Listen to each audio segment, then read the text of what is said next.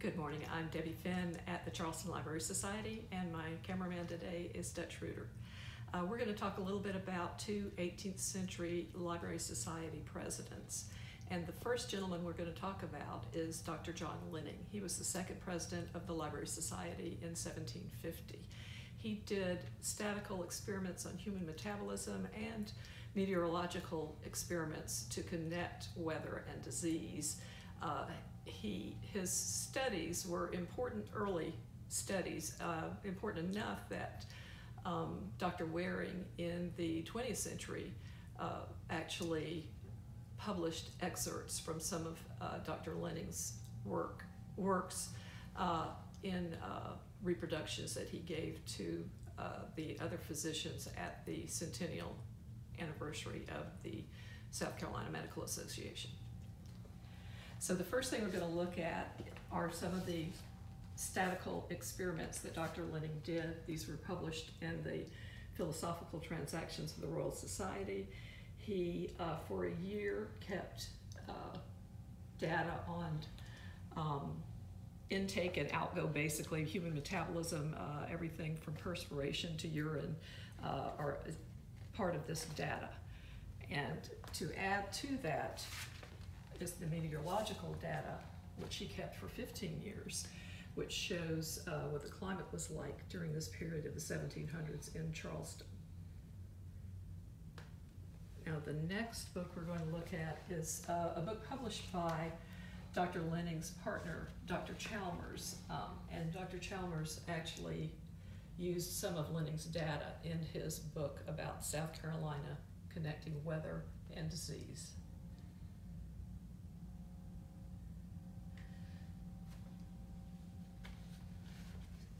So the book that follows that actually is a copy of a periodical called the Gentleman's Magazine, and in that magazine it published a letter from Dr. Lining talking about some of the Benjamin Franklin's kite experiments that he was doing in Charleston.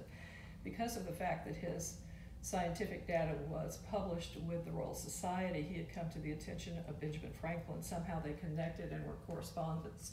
The beginning of that particular article says, "I have several times this season, when there was an appearance of a thunderstorm, succeeded in making Mr. Franklin's experiment with a kite for drawing the lightning from the clouds, and last Monday repeated the same remarkable success before many spectators." So the next published letter that we're going to look at is a letter from Dr. Lining to Charles Pinckney here, who was actually in London at the time. Charles Pinckney had written Dr. Lining asking him about Benjamin Franklin's kite experiments that he was doing here in Charleston. So the letter actually is an explanation from Lining answering Charles Pinckney's queries about the kite experiments, and basically they decided that the electrical apparatus needed to be grounded, and that's what brought them to actually Benjamin Franklin's invention of the lightning rod.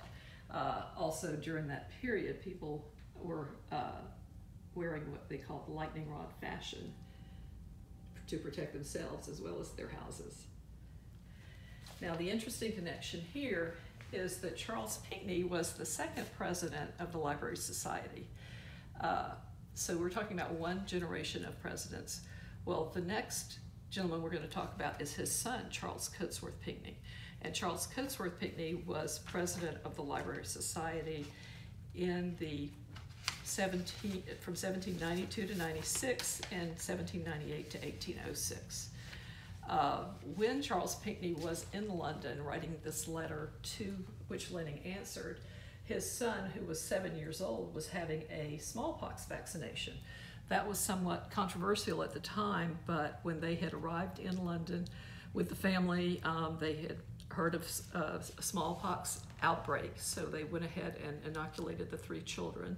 Again, Charles Cotesworth Pinckney was 7 years old. They were held in quarantine for a little over 2 weeks, and luckily everything went well, and they were able to enjoy their trip to London.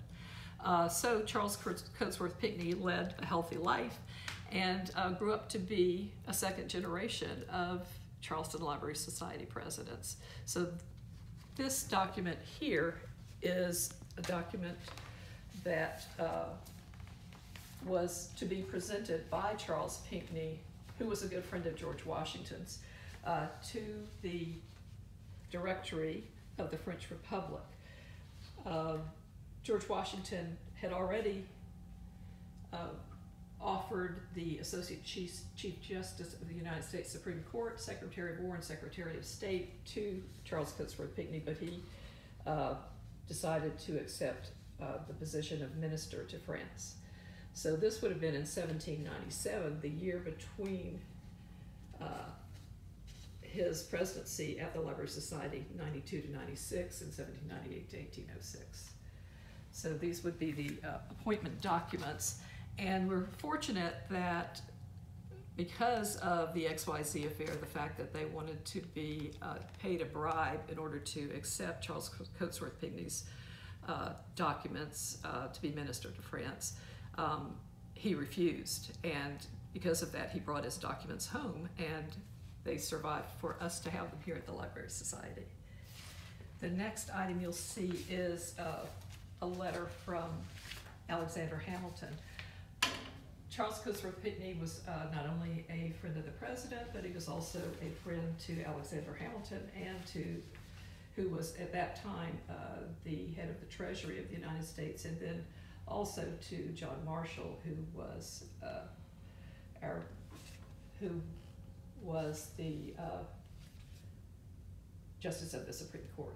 So this particular letter to Alexander, well, actually it's from Alexander Hamilton to Charles Cotesworth Pinckney. He mentions his new farm at the Grange in New York, and he asks Pinckney to send him melon seeds, and then expresses his discontent with the current political situation in the United States.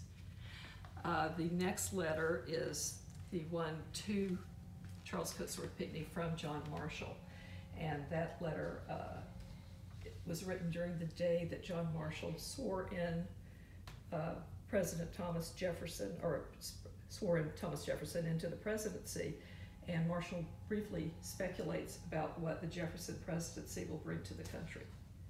So if you're interested in reading a little more about Charles Cotesworth Pinckney, these three books would be easy to get. And then also the book on Charleston in the Age of the Pinckney talks a lot about the epidemics during that period, as well as the Eliza Lucas Pinckney book talks a lot about the family, and then there's a biography of Charles Pinckney, or Charles Cotesworth Pinckney. Anyway, thank you.